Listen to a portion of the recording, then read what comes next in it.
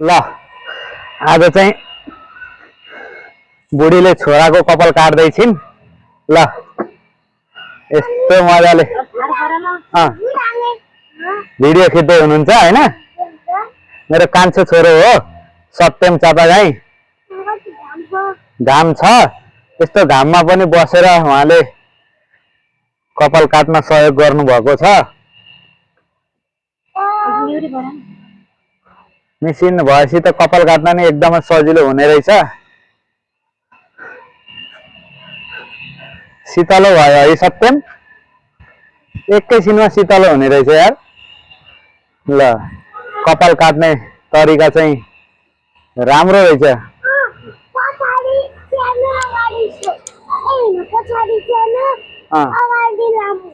ए पछाडि चाहिँ army cut छोटो है, अगाडि चाहिँ लामो लामो हुन्छ। A good good good good.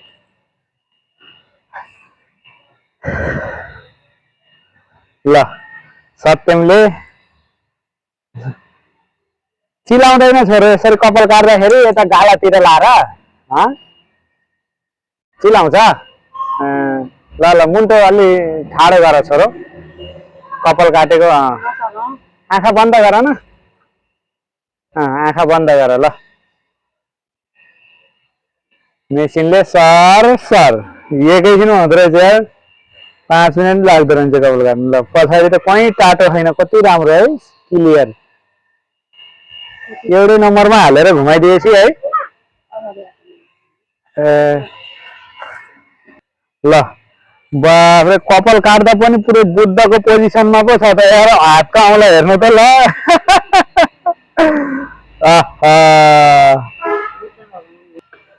छोरो हाँस्नु भयो है। ल अब टुवेलमा फेरि बा अगाडिको चाहिँ अलि लामो लामो होला फेरि।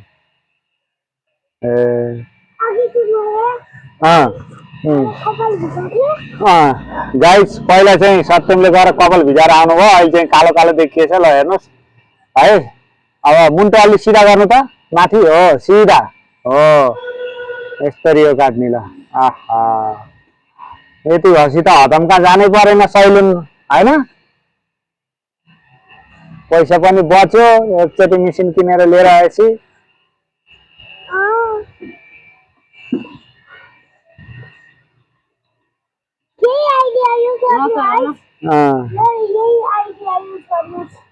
तपाईहरुले नि यही आइडिया युज गर्नुहोस्, एउटा मेसिन किनेर ल्याउनुहोस् सस्तो सस्तो बलियो हैन, अनि घरमै ल्याएर बाले काट्दिनु भयो, आमाले काट्दिनु भयो, हजुरबा हजुरआमाले काट्दिनु भयो, छोरा नाति नातिना पनातिको कपाल हैन, कपाल काट्दिनुस्, बच्चा बच्चीको कपाल काट्दिनुस्, घरै पैसा बचाउनुस्।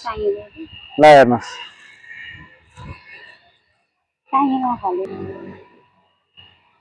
आहा फिनिसिङ त राम्रो निस्कियो त बुढी।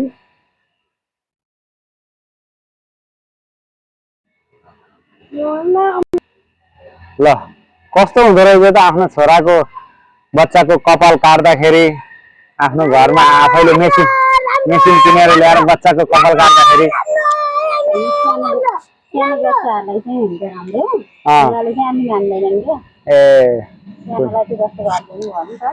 तर राम्रो काट्नु हुँदो रहेछ त हजुरले त।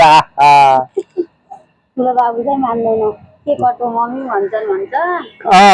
सानो बाबु चाहिँ मान्छ। ए यतिको कपाल काटेपछि त बुढी घरै सैलुन खोले नि हुने रहेछ। पैसाको बचत भयो, डर नहो है, कति मजाले काटिदिनु भयो मम्मीले, हेर त। आहा कस्तो राम्रो भयो छोरो। आहा 1 2 3। हेलो गाइस, आज मैले कपाल काटेको, यो चाहिँ लगाइदिनु भएन मम्मीले। आहा मम्मीले काटिदिनु भएको यो कपाल चाहिँ मम्मीलाई देखाउन। ए मम्मीलाई नि देखाइदिने। ल